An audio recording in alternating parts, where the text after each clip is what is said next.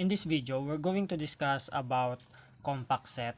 Pero bago tayo mag-proceed sa ating discussion, so dito muna tayo sa theorem na to kasi magagamit natin yung idea na to mamaya sa discussion natin ng compact set. Okay? So let A be a non-empty set. Then X is a limit point of A if and only if there exists a sequence A sub n subset of A such that limit of A sub n as n approaches infinity is equal to x, and A sub n must not be equal to x for any natural number n.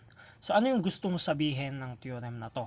So ang gusto niya sabihin, kapag meron daw tayong convergent sequence subset of A, meaning lahat ng terms ng sequence na to ay nasa loob ng set A, tapos kung convergent to, let's say yung limit niya ng A sub n is x, then masasabi natin na yung x na to ay limit point of A. Okay? So mamaya gagamitin natin yung idea na to. So let's proceed to the definition of compact set. Okay, so let's have the definition of compact set. A set K subset of R is compact if every sequence A sub n in K there is a subsequence A sub n sub k such that the limit of A sub n sub k as k approaches infinity is equal to L, which is also an element of k. Okay, so ano yung idea ng definition na to? So para ma-prove natin na ang isang set ay compact, dapat lahat ng sequence sa loob niya, sa loob ng k na yon, merong subsequence, convergent subsequence, which is yung limit ng subsequence na yon ay real number, which is dapat nasa loob din ng k. Okay, so let's have an example. Okay, so for example, show that the closed and bounded interval b, c is compact. So for our proof, so para masabi natin or ma-prove natin na compact ito, dapat lahat ng sequence na makikita natin sa loob nito merong convergent subsequence, which is nag-a-approach sa real number na nasa loob din ng closed and bounded interval na to. Okay? Now, for our proof, mag-start tayo sa pagbibigay ng sequence. So, if the sequence A sub n is contained in BC,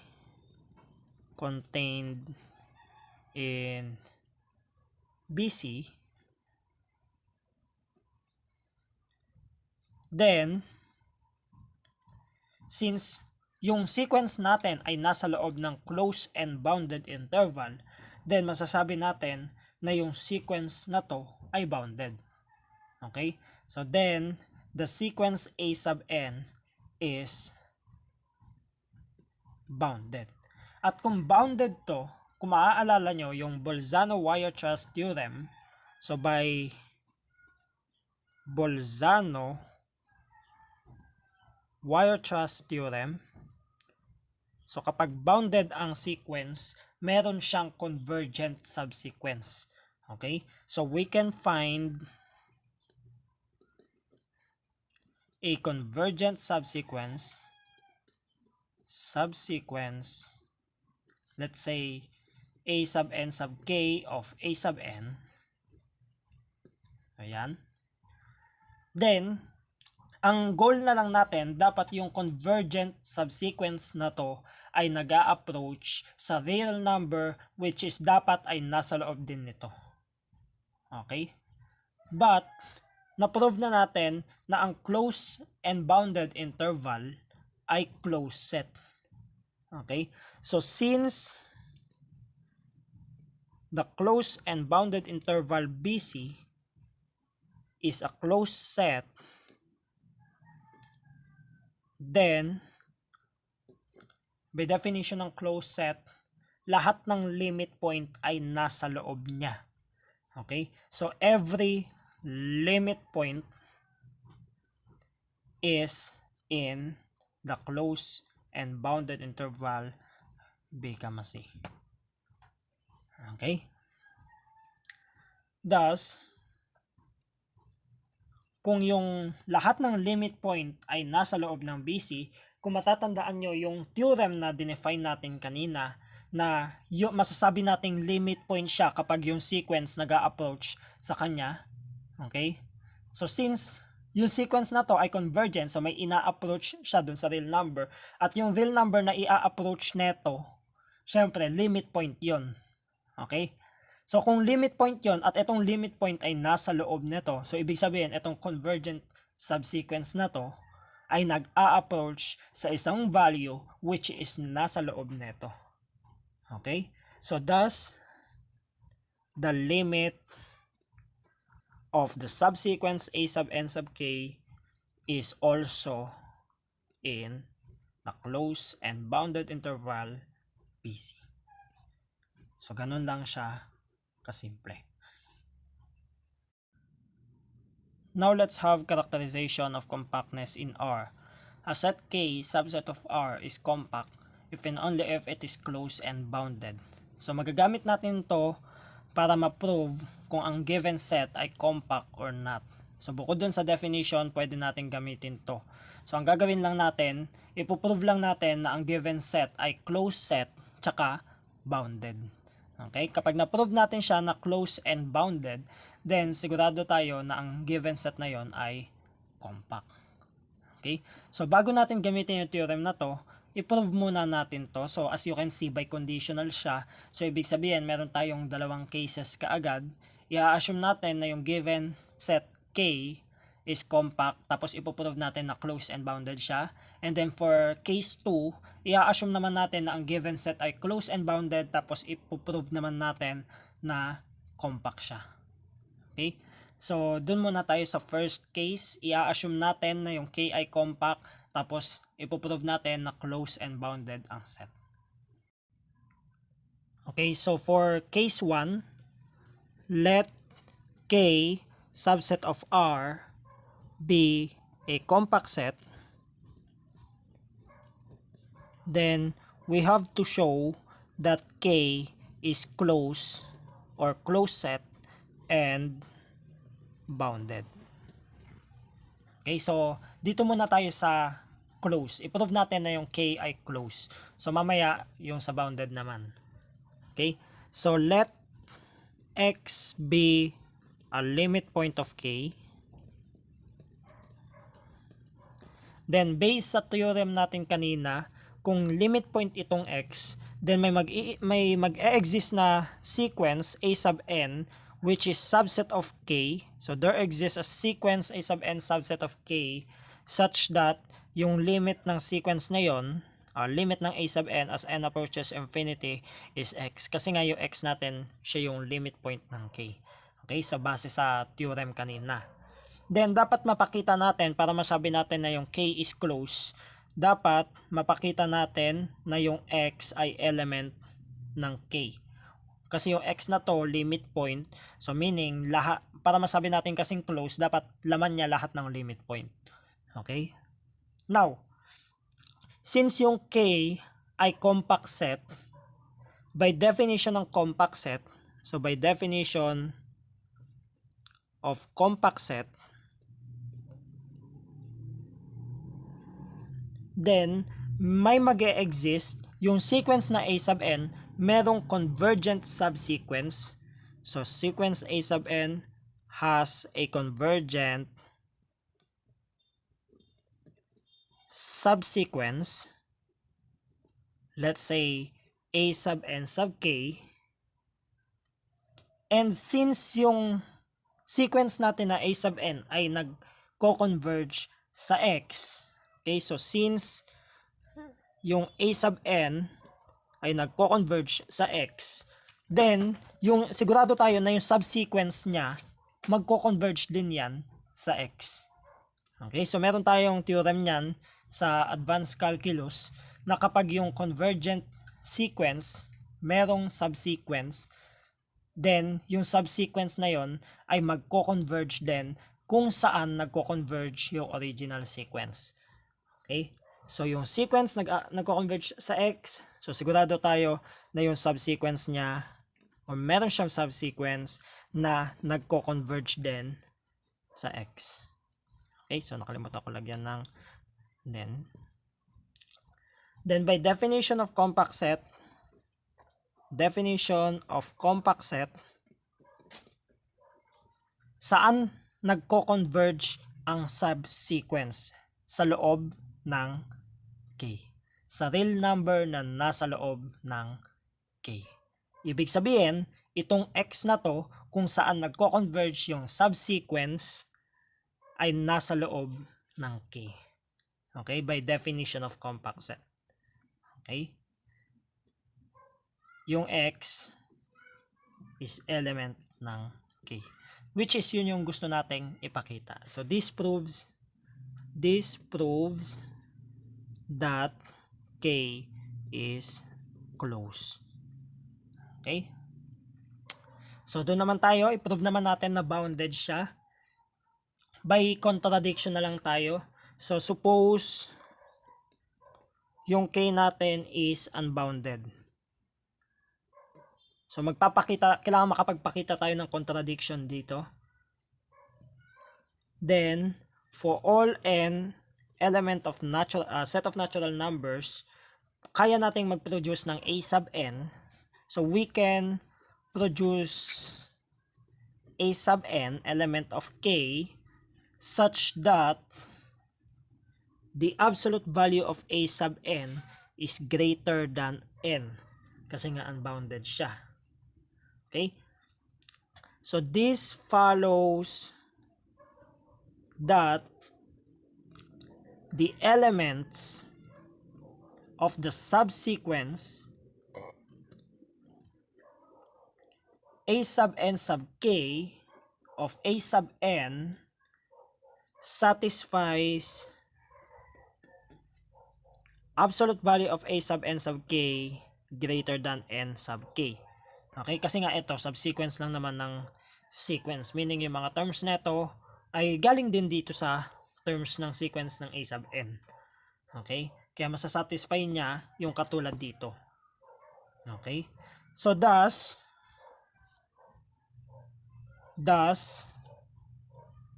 yung a sub n sub K natin is unbounded. Okay?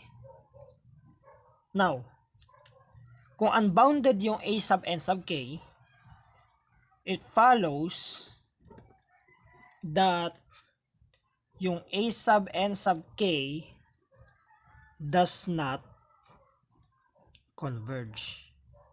At kung hindi nagko-converge yung subsequence, ito ay contradiction doon sa definition ng compact set. So this is a contradiction to the definition of compact sets. So therefore, K is bounded. So to summarize, K is compact implies K is closed and bounded. Okay? So ito lang ay for case 1, meron pa tayong case 2. I-assume naman natin na yung K ay closed and bounded, tapos ipoprove natin na yung K is compact. For case number 2, suppose yung K natin is closed and bounded. Then we have to show that K is compact. Okay? Now, since yung K ay bounded, so since K is bounded, then yung sequence na nasa loob ng K ay bounded din. Okay? So then, yung sequence A sub n, which is subset of K, is also bounded.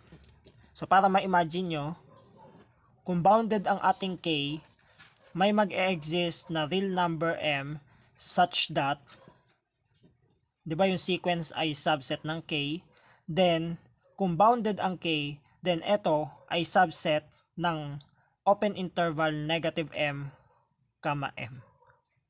Okay? Now, kung subset ang K nito, then ito, yung sequence natin ay subset din nito ng open interval na to. And so, masasabi natin na bounded din yung a sub n or sequence of a sub n. Now, so balikan natin to. Kung yung sequence natin ay bounded, then by Bolzano-Weierstrass theorem, makakakita tayo ng subsequence, convergent subsequence ng a sub n. Okay? So by Bolzano-Weierstrass theorem,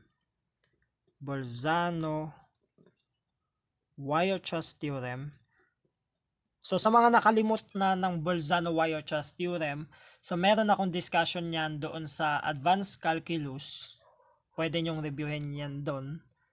Okay, so according sa Bolzano-Weierstrass theorem, kapag daw bounded ang sequence, then makakakita tayo ng convergent subsequence. So we can find a convergent subsequence, let's say a sub n sub k of a sub n. Okay? Now, since yung subsequence natin ay convergent, ibig sabihin meron siyang limit or yung subsequence na to ay nag-a-approach sa certain real number. So thus, there exists a real number, let's say x, such that yung subsequence natin ay nag-a-approach sa x or nagko-converge dun sa x. Then, mula dun sa theorem na diniscuss natin kanina, kapag ang sequence, yung sequence natin ay which is subset of k, syempre yung sequence niya, subset of k, malamang yung subsequence niya, subset din yan ng k. Okay? Now, kung ito ay nag-a-approach sa x, then base dun sa theorem kanina, masasabi natin na yung x na to ay limit point. So, and so, x is a limit point of k. Now, since yung k natin ay close, since k is close, by definition of limit point, lahat ng limit point ay nasa loob ng k. So therefore, yung x natin, x ay nasa loob ng k. Now, pansinin nyo, by definition of compact set, meron tayong sequence, subset of k, na mula sa sequence na to, meron tayong makukuhang convergent subsequence wherein yung convergent subsequence na yon nag-a-approach sa x, which is yung x ay element ng k. Sakto sa definition ng compact set. So therefore